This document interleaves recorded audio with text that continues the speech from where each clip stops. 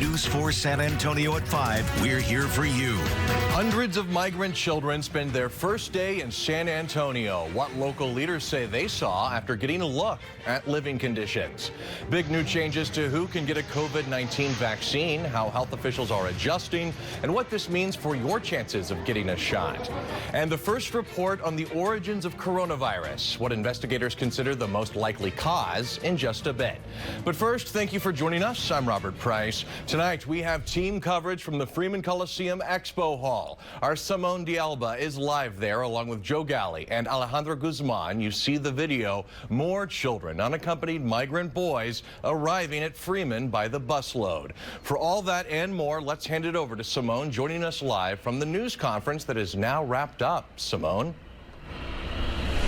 Yeah, that's right, Robert. Good evening. And I am joining you live out here from the Freeman Coliseum. And we did learn that the press conference just ended. It wrapped up just a few minutes ago. We have Alejandra Guzman on that. She'll bring us those details shortly. But, you know, we've been seeing migrant children being brought right here to San Antonio, to the Freeman Coliseum behind me.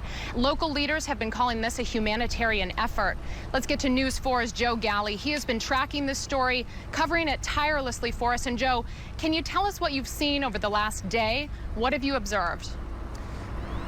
Well, Simone, I can tell you one thing that we've been trying to do, and that was to join that delegation of elected officials on their tour. We made repeated attempts, even going so far as to telling them we'd be happy to leave our cameras behind just so that we could get a firsthand view for you, the people watching at home, as to what exactly is going on with these teenage boys. Those requests were denied, so I can only confirm what we've been able to see from the sidewalk here outside the Freeman Coliseum. So if you take a look at this video from about 1:15 this afternoon, there are 4 buses that arrived here to the Freeman Coliseum. I've been told by the county that there were volunteers from FEMA on those buses, but during that press conference, which ended just a little while ago, Congressman Castro also said that he believed that there were children on those buses as well, although we don't have exact numbers. The buses were taken directly to the Expo Center, where we were not able to see anyone disembark from them. The buses had tinted windows, but from what I could see, there did appear to be teenage boys inside. Now, last night there were 4 other buses that arrived here to the Freeman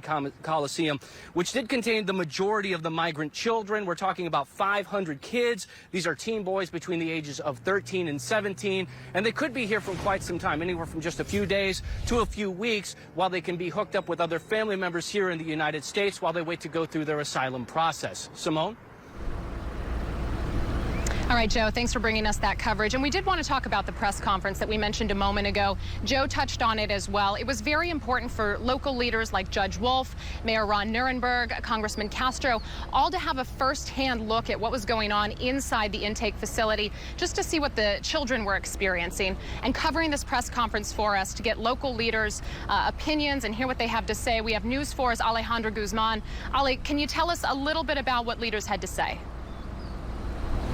Simone, I can tell you that all of them, local, state, and federal officials, they just finished walking through the Freeman Expo Halls where, just like we've been mentioning, about 495 boys between 13 and 17 years old are being housed after they all arrived last night. Now, the reason why they're here and touring this facility is because they all want to make sure that these boys are treated with respect and the care that they deserve. Now, Congressman Castro, who has toured both detention centers in Carrizo Springs and now this emergency intake site, says, well, this is not an ideal situation. Stopping here is a much safer for these kiddos as they make their way to family or sponsors while they wait for asylum here in the U.S. Now, Judge Wolf was able to talk to these boys as well, who says they were very happy to be here after fleeing horrible situations back home, all the way from Central America. And they're risking their lives to get here. Here's what he had to say.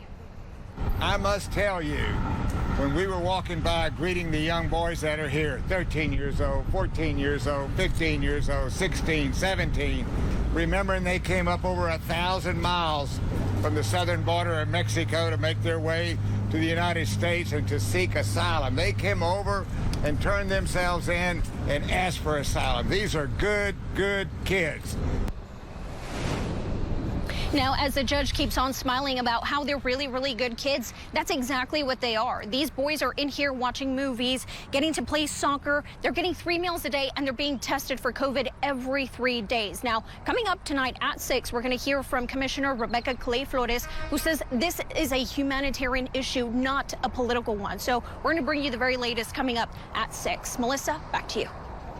And at the live desk, we are following some breaking news for you. We have just learned Texas Attorney General Ken Paxton has just filed a lawsuit. He says defends states against the cost of undocumented immigrants coming into the United States. The Attorney General leading a coalition with 13 other states before the U.S. Supreme Court defending what's called the public charge rule. Now, Paxton saying that taxpayers are forced to pay hundreds of millions of dollars every year to sustain the services our states must provide to undocumented immigrants. Paxton saying without this public charge rule, the Medicaid budget and other vital services will explode and be spread too thin, costing taxpayers millions more. Now, again, 13 other states are behind this lawsuit. Some include Alabama, Arizona, Arkansas, Kansas, Ohio, Oklahoma, South Carolina, and West Virginia. Simone? Melissa, thank you. Be sure to keep it here on News 4. We're going to continue to follow the very latest developments here at Freeman Coliseum of the unaccompanied minors in San Antonio, along with the situation at the border. Keep it here on 4 and online at news4sa.com.